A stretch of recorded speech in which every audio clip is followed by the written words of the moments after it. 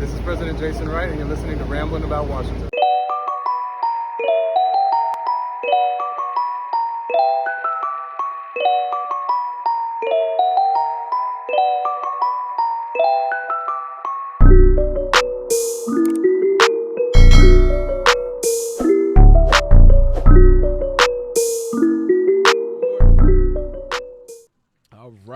Today, I'd like to welcome on to the Rambling About Washington podcast, my guys from the Chargers Unleashed podcast on the LA Football Network, my guy Jake Hefner and Dan Wolkenstein. Welcome to the show, fellas.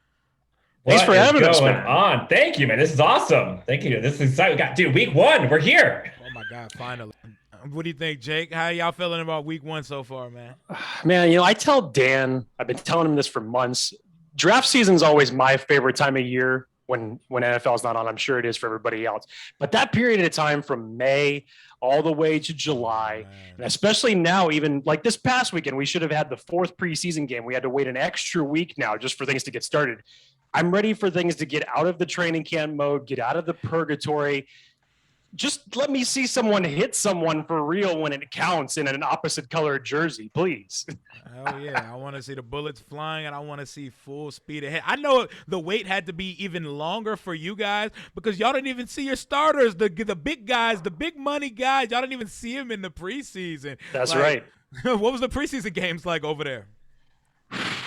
What was it, Dan? I think a lot of overreaction given who was on the field. So everybody was reacting to the bad play from the backups. It was like, come on, you do realize who's not on the field right now. Yeah, for folks who do not know, the Chargers, as probably many teams have been plagued by decimation of injury that has made this team a shell of what it once was.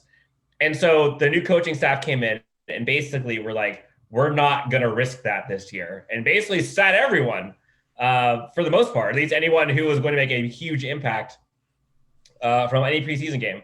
And honestly, like, I think, Jake, you probably would agree. I think this fan base from LA would agree.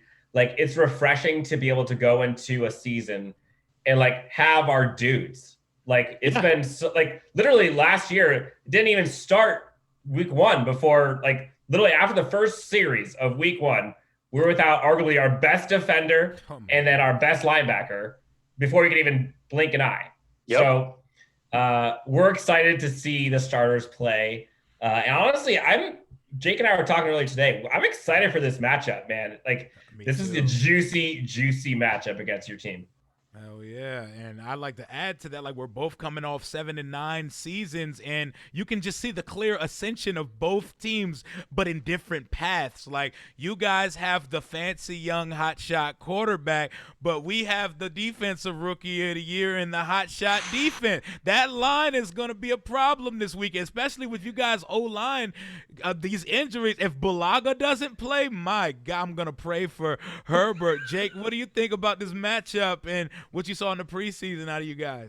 Man, well, we were saying from the get-go when Rashawn Slater was drafted 13th overall, the immediate thing we went to when we saw the schedule release was, whoa, what is this matchup going to be between Rashawn Slater and Chase Young? I mean, the front four of Washington is no joke. When you got guys like Chase Allen, Deron Payne, Jonathan Allen, and Montez Sweat, why do you even need to blitz when you have these four guys? And with, as we've said, if there's one Achilles heel to this offense right now that's worrisome to Charger fans everywhere, it's the offensive line. One, because you're talking about four guys who are brand new to this team that were not on here last year. Brian Bulaga is the only one that has returned. So you're definitely going to need time for these to gel. And Rio, as you just said, we don't even know. Thankfully, it's trending in the right direction at this very moment, but we don't even know for certain if Brian Bulaga is going to be on the field come Sunday. And if that's not the case, then it'll be Storm Norton in his place at the right tackle position. So we'll definitely see. But yeah, the offensive line and the defensive line matchup between the Chargers and the Washington football team has to be the focal point of what's going to dictate the pace of this game. Oh, yeah, man. That's going to be like the heavyweight matchup that we got going on. And, oh, my God. And I just seen Schefter tweeted like a couple hours ago, Austin Eckler. What's going on with Eckler? Is he healthy? Dan, I'll let you take this one, dude. Look, the second you see Shefty putting out anything that has to do with any injury, like everyone goes crazy. But like I was telling Jake this, literally like 3 hours ago, Austin Eckler puts out some like hype video and how excited he is to go into year 5, play in 4 days, how excited he is, and he's ready more now than ever before. And then you see this Schefter bomb of Eckler with a hamstring injury. Like, I honestly need people to calm down just a little bit here. I know this is the Chargers, and this is exactly what happens typically. But if there's one thing I know about what this Chargers team has looked like with the new coaching staff and Brandon Staley and crew, is they have been very cautious and have been very safe with their players.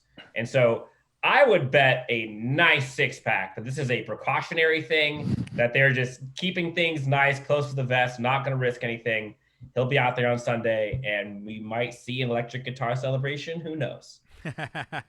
I hear that, but we actually have our own injury issues going on today too. We got Curtis Samuel. I don't know if you guys heard.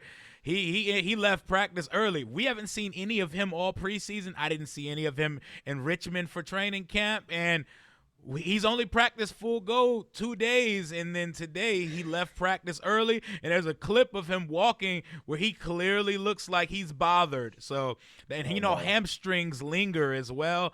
It's not looking good for him. So it looks like you guys are going to see a lot of this kid we drafted in the 3rd round, De'Ami Brown out of North Carolina. And I'll tell you what, I've seen him all summer. I've been saying I like Curtis Samuel. This guy's going to be wide receiver 2 for us. I think Curtis Samuel's going to be our Swiss Army knife. He's going to run around and stuff. His camp looks eerily similar to what Terry's did as a rookie, and he's going to be a problem. When it comes to matchups, which specific matchups are you guys looking at the most? I'll start with you, Jake. Oh, good Lord. The moment that I mention Antonio Gibson on this show, it just breaks Dan's heart, because Antonio was a favorite of Dan's 2 years ago in the draft. So he knows how much of a dynamic playmaker he can be, whether it's running the ball, catching the ball. And, when he's on, he's on. So running game for this team. And I've been saying it since training camp got underway, that my biggest concern, especially from a defensive standpoint for this team, was the middle of our defensive line, our front 4. Do I think we have the guys up there that are stout? Linval Joseph, Justin Jones, Jerry Tillery. It's kind of an unfinished product as it is right now, so I'm hoping to see some improvement. But the depth behind those guys, I'm just a little bit weary of. I'm not sure what this run defense is truly going to look like, and I think you guys are going to test it early. So that would probably be a matchup that I would say, beyond what's going to happen in the trenches with the pass rush of either team, that definitely is one to stand out. How about you, Dan? There's a lot of juicy ones. Obviously there's Rashawn Slater versus Chase Young. But I will say, I'm curious to see what happens with Terry McLaurin and who ends up guarding him. I think it's going to be kind of a guarding by committee thing. Derwin will probably be on him a bunch. I think Asante Samuel Jr. will probably be on him a bunch. Chris Harris will probably be on. But I will probably side with Jake again. Antonio Gibson, man. He had 1,000 scrimmage yards last year. That dude's a beast. Honestly, both your running backs are intimidating. And the one thing that has come out of Chargers training camp this year is how impressive the linebacking core has looked, and the speed in which that they play with. Whether it's Kenneth Murray, Drew Tranquill, Kaiser White, all 3 of them can run sideline to sideline with the best of them in the NFL. So, and we're not used to that. Like the Chargers, that has been one of the biggest issues we've had for a while.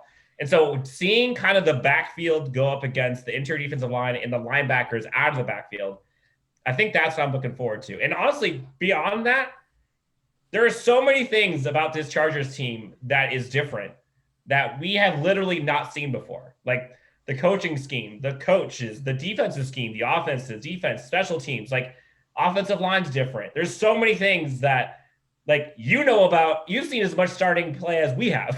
It's crazy.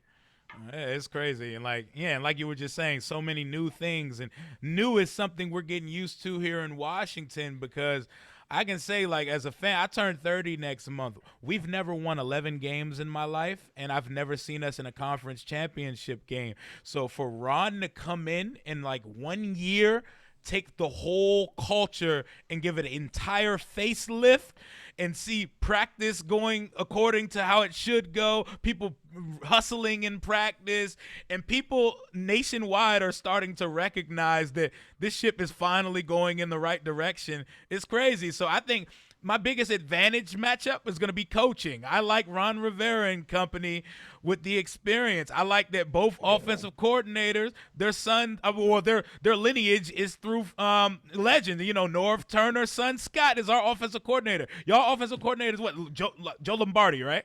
Joe Lombardi. And they're the grandson of Vince Lombardi. Like, come on, man. I like those. I like where we're going with offense. Like, we didn't really get to see Scott get into his bag as a coordinator last year because we had an absolute shit show at quarterback.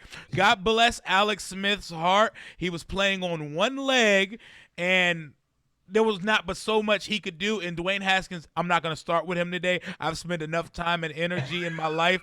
I'm not going to use any more words of my life to describe Dwayne Haskins. And Steeler fans, if you are watching, he is not the answer there. I promise you. But the matchup I'll be looking for, I want to see William Jackson and Keenan Allen. I want to see the wide receiver matchup because William Jackson, I don't panic over too much that I see in camp or in preseason, but the little bit we did see of William Jackson, who was our top signing this offseason, he's getting beat a lot. I know he's coming into a new scheme, and he's used to being a primary man press corner, and they were doing a lot of zone things. But you can't take too much away from preseason. It's overreaction season. You're in a Manila formation most of the time. But I'm looking to see that. I want to see what our secondary does with you guys receivers because you guys are explosive, and I want to see I want to see the kid corner we drafted in the third round, Benjamin St. Juste. I want to see him line up with Allen and Mike Williams as well because he's been impressive as hell. Him and Diami have been two of the more impressive players we've seen here in camp. I'm interested you guys are across the country from us. What are you guys' takes on Washington and what's happening over here right now? And I want to hear about the name change if you guys have any opinions on that as well. I mean, go ahead, Jay. Jake. No, you go ahead. Okay. When we did the schedule release show, Rio, we just looked at the first 6 games of our season. We're like, dude, this is going to be a dogfight for these first six weeks. As we start with Washington, then we have Dallas, we have Kansas City, then we have Oakland. I think we also have Cleveland and Baltimore that are sprinkled in there, Dan, if I remember correctly. Mm-hmm. I mean, it's just nasty defensive matchups and against tough running offenses as well. So, I mean, it's no joke. Washington is not to be taken lightly, especially from a defensive perspective. It's a huge stepping stone game, not just for the Chargers because they have to keep pace with the Chiefs in their own division. So you'd hate to go down 0-1 in week 1. It's huge for Brandon Staley because it's his first coaching aspect. So Rio, to your point, as far as saying where could the advantages be had as far as guys with head coaching experience? Yeah, obviously a lot of people would look to Ron Rivera for that advantage there. So there's a lot. I think this is just going to be one of those tough, low-scoring type of matchups at the end of the day. Wouldn't surprise to see the game finish 17-13. Either team could end up winning with that final score, in my opinion. But this is going to be a dogfight, man. It's going to be a hell of a game to watch. Hell yeah. Yeah, and honestly, the thing that we hear or that everyone here is talking about is like this Washington football team defense is legit and arguably has the best front four in the NFL and it's one of the best defenses in the league. And in terms of like what they give up, I was doing some research earlier, and they are one of 2 teams last year that gave up 20 yards or more just 36 times, which was the lowest in the league. The only other team that was doing that last year was none other than Brandon Staley's defense in LA for the Rams. So they don't let things go over the top. That's only 2 times per game they give up passes over 20 yards downfield. The defense gets after it. Like you said, like it was kind of like the Giants back in the day. The front four, if you can win with that, like you guys are good. So look, you guys got one of the best up-and-coming wide receivers, one of the most underrated wide receivers in the league. I think a really good tandem. Is it going to be 3 touchdowns or 3 interceptions for Ryan Fitzpatrick? We don't know. Like that's probably stuff you guys are talking about. But honestly, like if we're being realistic, the Achilles heel for the Chargers, and I'll spoil it for you guys, in years past has been injury, special teams, and offensive line play. Like, those are the three things. So if the Chargers have good special teams, their offensive line plays well, and they're healthy, like, you guys are in for a problem. But if you see us giving up sacks and you see us missing field goals and muffing punts, y'all are straight. You'll be just fine.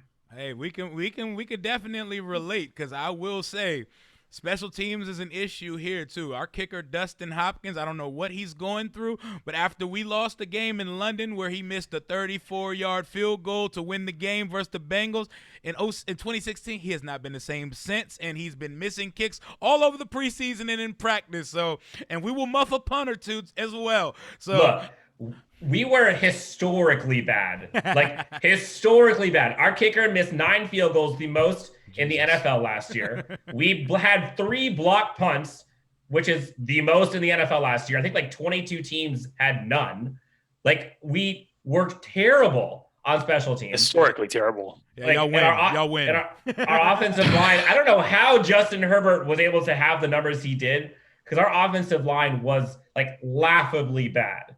Like, people that were watching this team, it was not good. And then coaching, like, we could not get out of our own way. And so, like, there are so many things that are different this year for the Chargers that we just don't know. But Jake would probably agree. Like, it could not have been any worse than it was last year in those 3 things I was talking about. Like, we were the laughing stock in those categories. Like, it was so bad. You can go ahead and expound on that, Jake. I mean, it's hard to think that it can get any worse than what it was last year. It really is. Situational football. Your kicker missed 12 kicks throughout the year. That's why he lost the job. Now you're going with someone else, which, again, Rio, to your point, is as far as the kicking situation, Dan and I had no idea how our kicking situation was going to fare out, because it literally went like this on a daily basis. One guy looked good, and the next day he looked bad. The other guy got good. You thought the matchup was a lot closer than it actually was. And then literally it was almost like by default in the final preseason game, where each guy has gotten an opportunity to perform in each one of the first 2 preseason games, comes down to the final one. The one guy who gets an opportunity to kick because your offense can't move the ball, he misses the only field goal opportunity and somehow wins the coaching job. I don't know what to think of this kicking situation for this team. I mean, do a bunch of Hail Marys in front of the window, do whatever it is, pray whatever God you have. If you're a Chargers fan, I have no idea what to expect from this kicking situation for this team. Oh, man. I suddenly feel a lot more comfortable with our special teams. I was just going to say, we're making it sound doom gloom here, and the special teams has not been good. But the level of talent, and this is probably me being a bit of a homer, but I think this is real. Go for it. It's your Twitter handle. The level of talent that this Chargers team has now is more than I have seen in 20 years of this team. Okay. Like, LT, all-time great. Go. Love him. Like, as a single player, amazing. Antonio Gates, incredible. Like, Vincent Jackson, unbelievable. As a collective unit, Joey Bosa, Derwin James, Chris Harris, Asante Samuel Jr., Drew Tranquil, Kenneth Murray. That's just on defense.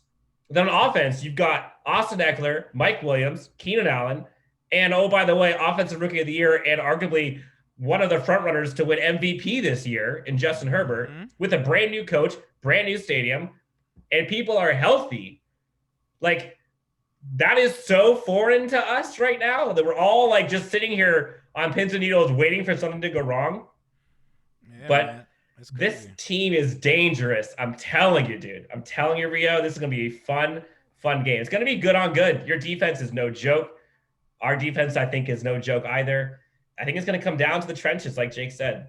Hell yeah, man. And whoever the schedule prognosticators who put this game together, who knew that this is such a good matchup? This could end up one of the better games on Sunday, because both teams are in an ascension right now. And like you just said, the best team y'all put together in 20 years, this is definitely the best team that Daniel Snyder owned Washington team has ever put together, and it's not even close. And the stability that we have at the top of the organization, the coaching staff, everything, the vibe is so much different. And before we talk about you guys' hotshot quarterback, a position that I dream of having here one day. You don't want to know the names that I've seen start at quarterback for here. First of all, we've had like 39 starters since 2001. Like, that is insane. Like, think of like Brady, Breeze, Rivers. Like, dude, I've seen 8 quarterbacks in the last 2 seasons. I've seen 8. Terry McLaurin is somehow trotting out 1,000-yard, 5-touchdown seasons with bleh at quarterback every single year. But this is what I'm used to. That's why we got Fitzpatrick. I know what comes with the Fitzpatrick experience. I am praying, since this is one of the better situations he's ever been in, that he just plays the whole damn 17-game season. But we're so not used to it. Everyone has their eyes on Taylor Heineke, the backup quarterback, because of what he did versus Tampa. I just want to know what it feels like to see one guy get through the entire season at quarterback. And speaking of quarterback, just how good is this Herbert kid? Because everything I saw from him last year, he checks all the boxes. Everyone's draft report about him was wrong. He's a little introverted and he's quiet, but he's a fucking animal when the lights come on, and he made throws like I've never seen before. That throw versus Tampa off his back foot was just I've never seen anything like it here in Washington. I'll start with you, Jake. Just how good can this kid be? Man, I got to take it all the way back to just the pre-draft, just leading up to days before everything was happening. I still have a tweet where I did like a little mock draft day Sony Weaver type thing where I had Post-its. And I wrote like the top 6 guys that we had talked Herbert, about. no matter what. what. Yeah, I had Herbert no matter what. I had Tua no matter what on there. Who was it? Isaiah Simmons. I had Isaiah Simmons no matter what. And I had all these laid out. And I said, which number, Chargers fans, do you want to pick? It was a resounding Tua no matter what on that. And I was even looking at this. I'll admit, I wasn't even the highest looking at Justin Herbert, but I didn't understand all the flack that he was getting when people were talking about his downfield accuracies. I'm going back and I'm looking at his plays in Oregon and I'm like, dude, this kid's accurate. I get it. His introvertedness, his quietness, okay, that maybe not be the landmark of a leader, a rah-rah type of guy like a Brady or a Rivers, an emotional quarterback that the Chargers have had for such a long time. And to step foot on the field against the then world champion, in a situation like that, seconds before the game starts, and to go out there and perform that he did, not just in that 1 week, because even I admit, I said to Dan, I said, let's pump the brakes. They weren't expecting to go up against Justin Herbert that week. Let's see what these next couple weeks do. And holy shit, was I happy. I just kept getting proven wrong every single week thereafter. My God. His poise that he showed, the throws that he was making. You mentioned the Tampa one, Rio. I go back to the one that he made against New Orleans where he did the rollout and the throw in the back of the end zone. The mobility of a quarterback that we haven't had in the last 15 years. It was such a joy to see something like that. But to see what he's done, and especially be under a different coaching staff every single year over the last 4 years, going back to his time in Oregon, to see him grow this way is just insane. And it gives you so much hype for what his future could be. So really the sky is the limit for Justin Herbert. And with this new coaching staff and this cachet of weapons around him, you'd hope the only direction that he can go is up from here. The scary thing about Justin Herbert was what he did last year was with no offseason, with literally like 10 seconds of warning before getting trotted out there, and had a terrible offensive line, a really suspect, I'm just going to keep it calm and collected, a suspect coaching staff that did him zero favors, a kicking game that literally lost him like 3 or 4 games. And he's breaking record after record after record, flying by the seat of his pants with hair on fire and just putting the team on his back. Like, we're not used to that. And for all of the praise that Phillip Rivers gets for his outstanding career, Chargers fans have this notion that come fourth quarter, you're not feeling very confident if your team is, down 4 with 3 minutes left and you got the ball. Like, something's going to happen. You might get down there close and there might be interception. You might go 4th down. Who knows? there was a palpable feeling when Justin Herbert had the ball at the end of the game that you are like, we're going to score. Like, it's not going to be because of him that we're going to lose. Like, hell no. So the kid has all of the intangibles. He has all the tangibles. I mean, he has one of the best arms in the NFL, if not the best arm in the NFL. One of the smartest kids you'll ever hear from. He loves to be challenged. And he has owned this locker room and has commanded respect in a different way. And it's made people kind of question, what is leadership? Like, do you have to be the guy that just yells in your face and shit talks all day long? Or can you literally kill him with kindness and demand respect through your play? And I think that's exactly what's happened. And to see the guys on this team, Keenan Allen, Derwin James, Joey Bosa, Chris Harris, like dudes with that much respect already for a second-year player who now is a captain of this team, that's all you can say. And when the new coaching staff came in, one of the things that this Chargers fan base was pleading for was, can we please create a system around the talent we have versus force-fitting the talent around the system? And this coaching staff, if there's nothing else that they have done, they have made a scheme tailored to their players, tailored to Derwin James, tailored to Justin Herbert, tailored to Joey Bosa. Justin Herbert's offense, like, it's his. They have made it for him, and I cannot wait to see what this kid does this year. It's, I mean, arguably, if you went back, talk to Washington football, talk to you guys, if you went back and reloaded that draft order, like, would Justin Herbert be the first quarterback off the board? Would he be the first pick off the board, or I guess second pick off the board if you guys had an option? Yeah, he was not. He would not be number 2. I would tell you that if he would go right where Joe Burrow went, and we'd be taking Burrow or Young, and that's a conversation that stirs. There's 2 in this game that stirs up things here in Washington. There's the Deron Payne versus Derwin James conversation, and there's the Justin Herbert thing. I love Chase Young. He's probably the best player we've drafted since Sean Taylor, but I've never seen us have a quarterback, so I would obviously take the quarterback. I feel like it's a no-brainer. I'm taking Herbert. I'm taking Herbert. Listen, Justin Herbert's rookie season, I've never seen quarterback play on that level here as my time as a fan, as a 29-year-old fan. Never seen it. Never seen. I seen Kirk throw for 5,000 yards to Deshaun Jackson and Pierre Garçon. I did not see anyone ever make the throws that I saw Justin Herbert made last year. You guys get to go from a fringe-ish Hall of Fame quarterback to Justin Herbert, who looks like he's going to take this goddamn league by storm and compete with Patrick Mahomes every year. Good for you guys. Good for L.A.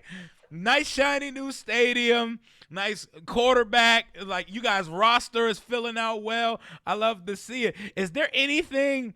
Are you guys keeping up with the rebrand situation here in Washington? Because that is a never-ending topic here right now.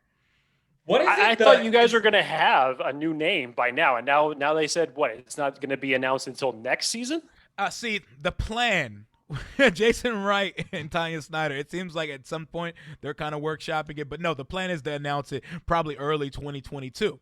But the thing is, the way the society works in 2021, there's too many hands, merchandisers, and eyes that are going to get their hands on stuff, and you just don't want such a storied franchise being revealed by some like intern at Nike, like, or a leak or something like that. That you can't have it come out like that. So I feel like happened with the Rams. That's what happened with the Rams. Hell yeah, they might have to adjust. They may have to adjust their schedule and get it out at some point this year. They've started making the brand series where they're actually like taking fan consideration and opinion, and they're showing us behind the curtain how things go. They formed focus groups, all kinds of stuff. Jason Wright is a gem. He's handling this process very professional, but they're getting antsy now. And I want a name. I want something to follow Washington that's not football team, because it sounds very generic, and a lot of the merchandise that has come with it looks like you could pick it up at the gas station, and I don't want that. I don't want that. The fan favorite is anything with a wolf on it. Wolves. I like Red Wolf. Red Wolves, yeah. Yes, that's my top one as well. There we go. I want to howl in the stadium like an idiot. That'd be awesome. Hell yeah, it would be great. I don't want to see Washington presidents. I'm sorry. Oh my God, that's too close to Patriots. I don't like that. I'm praying. that they don't settle on some political or DC-centric name just to like appease. No, we don't need that. Like, give us something fun. Let's unite as a wolf pack. Like, I like it. But even if they, no matter what they pick, just give us some good uniforms. I see you guys have a whole damn schedule for your uniform. I want that. Give me that. I'm sick of us looking like we're from the 70s. It is 2021. I don't want our quarterback look like he's going to come out with one bar on his helmet and the helmet be leather. Like, look, I love what is you guys' favorite combination of you guys' uniform? Oof. Okay. This is a topic that for Chargers Twitter, especially, like, people throw bows over this. And like, there are some, there are some beat writers who like despise the dark blue, but like, fan favorite is a dark blue. You can't go wrong with the powder blue. But I will say, they don't wear them, but the Chargers actually just released a new like sunshine yellow jersey that they have for like fans to pick up. I picked up one of those. Man, that is probably my favorite. But the ones that they wear, I think it's got to be like the powder blue with the sunshine yellow. Like I love that. So it's modified powder blue, man. That's it. That's what they. I mean, hey, if there was anything that they wanted to officially connect themselves with their heritage in LA for the one single year that they were there in '61, it's got to be the powder blue. It's been the powder blue. Everybody was always saying that the Chargers had, for a period of time when Phillip Rivers was on the team, that they were undefeated in the powder blues for a long stretch of time. And everybody was saying, it's like, why can't we just make this the permanent uniform that they wear every single week? So it's the powder blue, man. If not that, I would say my close second choice would probably be their Color Rush one, Dan. That's the one that I always go for with that shade of blue. But yeah, got to go with the powder blue. It's too good. I love it. I love it. I love the uniform combinations. I just got one more, and I'm gonna let y'all go. I know y'all got some more content to put out. I'll let y'all plug your show and all that stuff.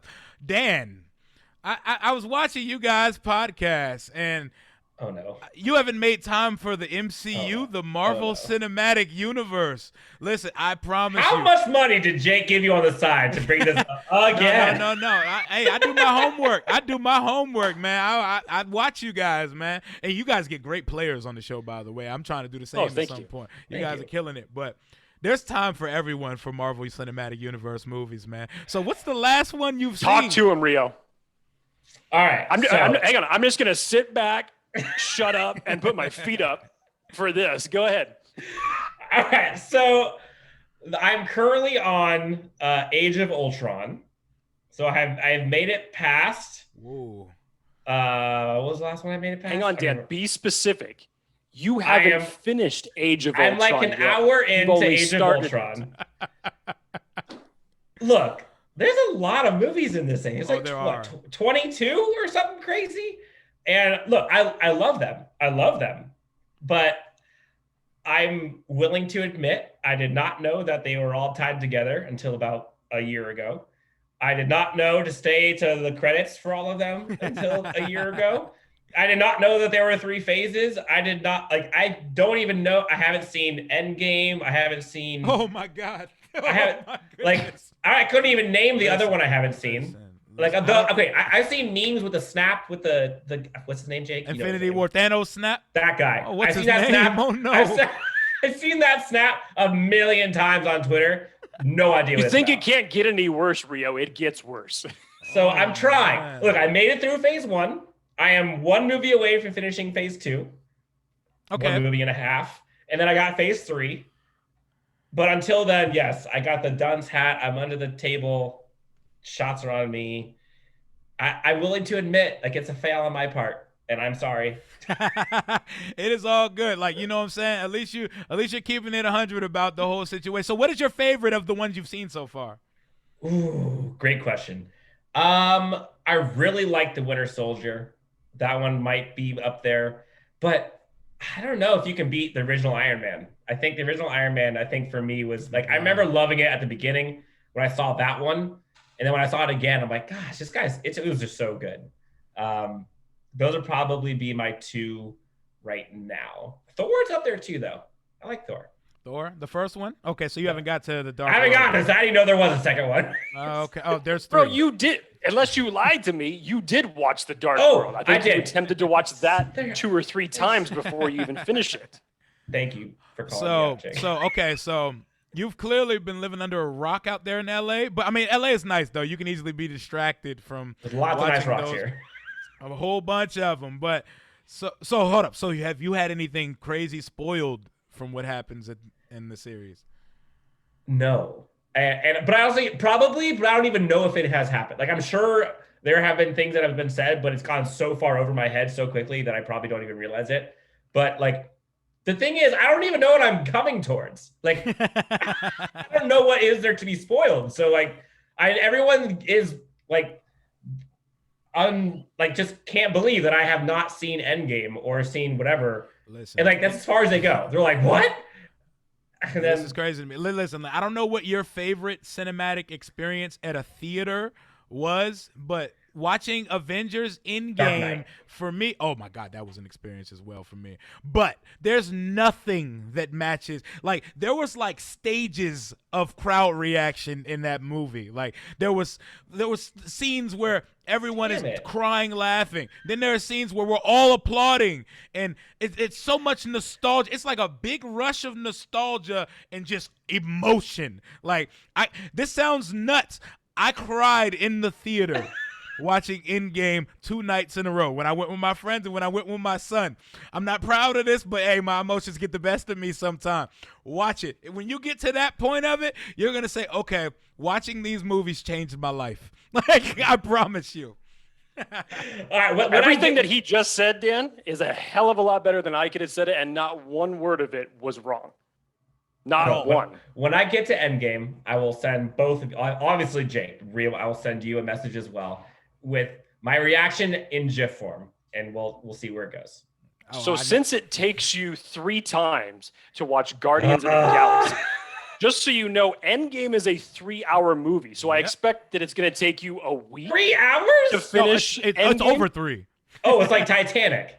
Yeah, except it's but it's a hell of a lot better. It's outstanding the whole time. Oh, no, I like Titanic. Funny story, fun fact.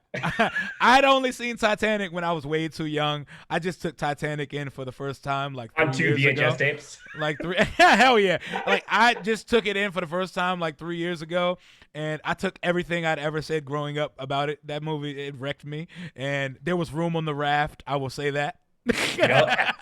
Yes, there was. There's also room on the door, damn it. What the hell? Like, hey, there was no excuse for that. Rose, I'm sorry. Like, you're not shit for that. Like, you are. I enjoyed this. You guys are cool as hell, and we will definitely do this again, and I'm going to definitely need an NCU update from Dan at some point. Jake, stay on him for that. I just need one more thing before y'all plug your stuff and go. Win or loss for the Chargers on Sunday in D.C.? Dan, go ahead, dude. I don't even know if I'm even ready for my answer. And you're normally the more optimistic of the two of us, so please go ahead. I'm going to go. Look, this is going to be a tough game. There are a ton of guys that scare me on Washington. If we can keep Antonio Gibson in check and can keep Scary Terry from going off, I like our chances. Our offensive line cannot be any worse, and we've got what looks to be the best offensive lineman in the draft. We've got dudes. So I'm going with the Chargers. I'm going to go 23-17. I can take it. I respect it. Jake, what are we doing? This is so tough because there's so many elements here that I think of. Notoriously, the Chargers don't start fast within the first 4 weeks. Doesn't matter who the coach is. Even if you go back to Norv Turner, Mike McCoy, Anthony Lynn, we traditionally don't start that fast. I look at the elements of traveling across the country. It's an early game at 10 a.m. on the East Coast. You're talking about a first-time rookie head coach coming into a situation like this. We're not talking about going up against any middle-tier defense, arguably the best defense in the league, at least the best front four. That's without question. I just don't know. And you take into account the offensive line that has not had the adequate time to gel during the preseason, during training camp, even though, as Dan said, it can't get any worse. You still have to take that into effect. It is week 1. There's a lot of question marks out there. Dan's going to hate me for this, but given the elements of that, don't do this, Jake. I know you're a pessimist, but do it. I think that this could be the final score either way, 17-13. Actually, no, I'll say 17-14, and Dan, you'll love this one. The Washington football team's kicker will be the reason that they end up winning this game 17-14 at the very end. That's music to my ears to know that Hopkins is going to actually put it through the upright. It's crazy how similar all our scores. Like mine, I think we're going to win 21-17. I think y'all are going to commit a couple turnovers. We're going to commit a couple turnovers. I can see a fumble and a Fitz pick. Fitz is going to put a few in the area of some Chargers guys, but I see us with a 21-17 victory. I think Fitz is going to do enough in week 1. I think he's going to give them just under 300 yards, a couple touchdowns and a pick. I think Gibson's going to have over 100 total yards because he's going to get the ball on a lot of – I hope people pick Gibson in fantasy because – him being a wide receiver at Memphis, that is going to be utilized this year, in case anyone knows. Last year was all about working on the job and learning how to be a running back. We're going to go Gibson crazy this year. But I think our roster right now, minus the quarterback position, I like what we have more, and I think we're gonna edge y'all slightly in week 1, and it's gonna be a great game. It's gonna be one of the games of the weekend. Dan, you got something to say? No, I'm sitting here thinking about at the end of the day, this is gonna be about like if he could be Fitzmagic or Shitstastic. Like which one is it gonna be? And I think that's where it's gonna go. But I'm taking my guys. Okay. I'm bullish, man. I'm bullish. Hell yeah, man. I'm on the same high horse right now. This is the most genuinely optimistic I've felt about my team. We're all going to the Super Bowl right now. Hell yeah. Hey, it would be lovely if the next time we do this, we're previewing a Chargers-Washington Super Bowl. That would be fucking nuts. That would be awesome. That would be awesome. I just figured this out. When the regular season starts, because that's where my pessimism starts coming out throughout. Since the draft, these past several months, I've been extremely high. But now that the regular season's back and there's all these unknown elements in it, I have to kind of come back down to earth and be a little bit real. And Dan hates that about me, but that's what makes our conversation so ferocious, if you will, between the two of us. But when the regular season starts, pessimistic Jake tends to come out every now and again. Oh, yeah, man. But this was great, man. I had an excellent time with you guys. I want you guys both. I'll start with you, Dan. Plug you guys' show, plug your social medias, and we can get out of here for the night. Of course. Hey, thank you for doing this. And it's been a blast. Can't wait to see this game. Really, you're the best. You can find us on Chargers Unleashed on Twitter at LAC_Unleashed. You've got a ton of player interviews. You've got giveaways. You've got a lot of insights from beat reporters, analysts, you name it, not just covering the Chargers, but across the league. You can find myself at Chargers Homer. Jake, my lovely co-host, you can find him at Jake T. Hefner. We're also on Facebook, Instagram, YouTube. Jake, where else can we find us? LAFB. What did I miss? I'm sure I missed something. I think you covered it, man. Oh, yeah. And you know where we will not find Dan is at the movie theaters watching Shang-Chi. At least for like another 6 years by the time he finally finishes all these movies. Oh, yeah. We will finally have a new stadium in D.C. or Virginia by the time that happens. But we'll be talking about Avengers 5 by the time Dan eventually gets to Endgame. I love it. I love it. But that's going to conclude today's episode of Rambling About Washington podcast. Make sure you guys check out my page, sub to the channel, Rambling with Rio Robinson. I just had an amazing sit down with Michael Silver, who just came to Washington as a content contributor and working with his guy, Riverboat Ron. Check that out, Rambling About Washington, on all digital streaming platforms. Until next time, hail to the nameless football team. Deuces.